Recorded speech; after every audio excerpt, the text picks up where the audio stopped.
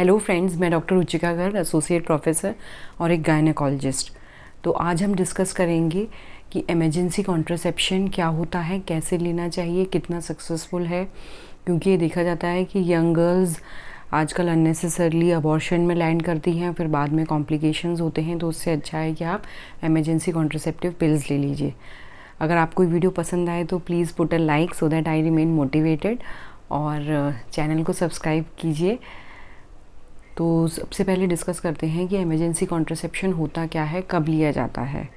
Suppose जिनमें भी unprotected intercourse हो रहा हो या फिर कॉन्डोम ब्रेक हो रहा हो या कॉइटस इंटरप्टस मेथड जो फॉलो कर रहे हों, जिसमें कि इजैकुलेशन बाहर ही कर दिया जाता है, लेकिन उसमें भी क्योंकि प्रेगनेंसी रहने के चांसेस रहते हैं, क्योंकि कुछ सीमेन अंदर जाता है तो स्पर्म्स को एंट्री मिली जाती है।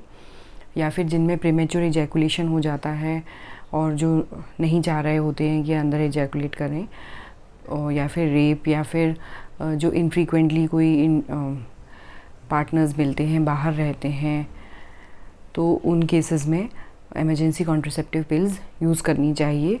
क्योंकि प्रेगनेंसी करा के बाद में अबॉर्शन में लैंड करके ठीक नहीं रहता। आपके यूट्रस के बार बार अबॉर्शन होने से बच्चेदानी की लाइनिंग पे फ़र्क पड़ता है। कभी कभी फ्यूचर में प्रेगनेंसीज़ रहने में परेशानी हो सकती है।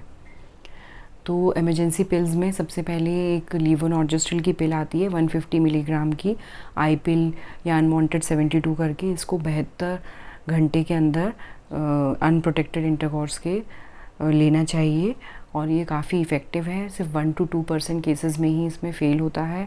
लेकिन बेस्ट ये है कि अगर इसको आपने ओवुलेशन से पहले लिया है तो ये इफ़ेक्टिव है। अगर आप इस समय ओवुलेट कर रही हैं, आपका एग रिलीज़ हो चुका, और उस समय अगर स्पर्म पहुंच जाए तो हो सकता है कि प्रेगनेंसी रह जाए। तो ये इमरजेंसी जो लीवोनॉर्जेस्ट्रल आई पिल किस तरीके से काम करती है, ये अगर ओवुलेशन से पहले ली है तो ये ओवुलेशन होने नहीं देगी, यानी आपके एग को रप्चर नहीं होने देगी। और अगर ओवुलेशन के बाद ली है तो वो इम्प्लांटेशन नहीं होने देगी, यानी कि बच्चेदानी की लाइनिंग को पतला कर देगी। एंडोमेट्रियम जो होती है तो उसमें जो ओवम चिपकता है फर्टिलाइज होके, वो उसमें ठीक से इम्प्लांट नहीं हो पाएगा, चिपक नहीं पाएगा, तो प्रेगनेंसी आगे कंटिन्यू नहीं हो पाएगी। लेकिन इसमें यह है कि क्या इसके साइड इफ़ेक्ट्स हो सकते हैं। नॉजिया, वॉमिटिंग और इरेगुलर ब्लीडिंग, यही मेन इसके साइड इफ़ेक्ट्स हैं। थोड़ी उल्टी और जी मिचलाना, और या फिर इरेगुलर ब्लीडिंग। क्योंकि आपने प्रोजेस्टेरॉन लिया है तो उसके बाद एक विड्रॉल ब्लीडिंग होगी, मतलब कुछ दिन बाद आपको थोड़ा थोड़ा सा धब्बा वगैरह आएगा, और हो सकता है कि आपके जो एक्सपेक्टेड पीरियड है उससे पहले ही आपको ब्लीडिंग भी आ जाए और पीरियड्स भी आ जाए। वो प्रोजेस्टेरॉन हार्मोनल की वजह से हो सकते हैं। अगर आपकी जो डेट है उसके 7 डेज़ बाद भी पीरियड नहीं आते हैं और आपने आई पिल या इमरजेंसी पिल ली है 72 घंटे वाली, तो आपको एक प्रेगनेंसी टेस्ट ज़रूर करना चाहिए। तो अब हमने इसके साइड इफ़ेक्ट्स और मैकेनिज़्म ऑफ एक्शन कर लिया है। अब बात करते हैं कि किन लोगों को ये पिल्स नहीं लेनी चाहिए या डॉक्टरी सलाह से ही लेनी चाहिए। अगर आपको कोई ब्रेस्ट कैंसर की हिस्ट्री है, या फैमिली में ब्रेस्ट कैंसर की हिस्ट्री है, या अनडायग्नोज्ड वेजाइनल ब्लीडिंग है, यानी कि वेजाइनल ब्लीडिंग आपको इरेगुलर हो रही है, उसका कारण हमें पता नहीं है, तो इस केस में लीवोनॉर्जेस्ट्रल पिल नहीं लेनी चाहिए। इसके अलावा हम जो है माला एन, माला डी या इंटीमेसी प्लस या फेमिलॉन ओरल कॉन्ट्रासेप्टिव पिल्स जो हैं उनको भी हम इमरजेंसी कॉन्ट्रासेप्शन के तौर पर ले सकते हैं। तो उसमें 100 माइक्रोग्राम एथिनिल एस्ट्राडियोल हो, वो वाली हमें उसकी डोज़ रहती है। तो जो ओवरऑल जी आती है उसमें 50 माइक्रोग्राम रहती है। तो 2 टैबलेट्स आप ले लीजिए अभी, और 2 टैबलेट्स उसके 12 घंटे बाद। या फिर माला एन है, उसकी आपको 3 से 4 टैबलेट अभी लेनी पड़ेंगी, और 12 घंटे बाद फिर 3 से 4 टैबलेट लेनी पड़ेंगी। आप जितनी कोई भी इमरजेंसी पिल आप सेक्सुअल एक्सपोजर के जितनी जल्दी ले सकते हैं उतनी ही ज़्यादा इफ़ेक्टिव रहेगी। लेकिन ये ओरल कॉन्ट्रासेप्टिव पिल्स डॉक्टरी सलाह के बिना नहीं लेनी चाहिए। जो वो प्रोजेस्टेरॉन पिल्स थी, ये एस्ट्रोजन प्लस प्रोजेस्टेरॉन पिल है, इसे यूज़पीज मेथड भी कहा जाता है डॉक्टरी भाषा में। तो ये आपको, अगर आपको लिवर डिजीज़ है, कॉलिस्टेटिक जॉन्डिस है, या आपको हार्ट अटैक की हिस्ट्री रही है, स्ट्रोक रहा है, मायोकार्डियल इन्फेक्शन रहा है, या फिर आपको कोई गॉल ब्लैडर डिजीज़ है, या फिर आपको अनडायग्नोज्ड वेजाइनल ब्लीडिंग है, मतलब इरेगुलर ब्लीडिंग हो रही है, उसका हमें कॉज पता नहीं है, या एंडोमेट्रियल हाइपरप्लेजिया है, या एंडोमेट्रियल कैंसर है, बच्चेदानी के कुछ कैंसर्स होते हैं, या फिर आपको माइग्रेन की हिस्ट्री है, तो ऐसे पेशेंट्स को ओरल कॉन्ट्रासेप्टिव पिल्स नहीं लेनी चाहिए। या फिर आप बहुत ज़्यादा ओबेस हैं, बहुत ज़्यादा आपका वेट है, आपको हाई ब्लड प्रेशर की शिकायत है, तो उनको ये जो सेकंड वाली माला डी माला एन को भी हम इमरजेंसी कॉन्ट्रासेप्टिव पिल्स के रूप में ले सकते हैं। अगर आपके पास कुछ नहीं है, अगर आप आई पिल और पिल 72 वो नहीं ले पा रहे हैं 72 घंटे वाली पिल, तो आप इनको भी इमरजेंसी कॉन्ट्रासेप्शन के रूप में यूज़ कर सकते हैं। और इसका भी सक्सेस रेट अच्छा ही है, फेलियर रेट इसका अराउंड 2% है, यानी कि 100 में से दो महिलाएं प्रेग्नेंट हो सकती हैं।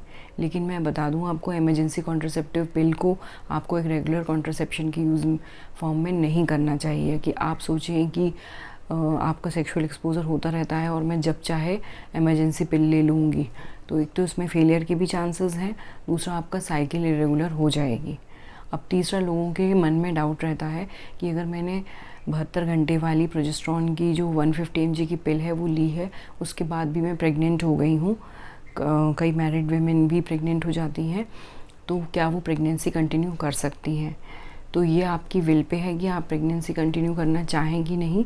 लेकिन जो लीवोनॉर्जेस्ट्रॉल की जो पिल है, उससे खाने के बाद अगर प्रेगनेंसी ठहरती है तो उस बच्चे में कोई आनुवंशिक बीमारियां नहीं होती हैं, अभी तक की वो सेफ़ पाई गई हैं।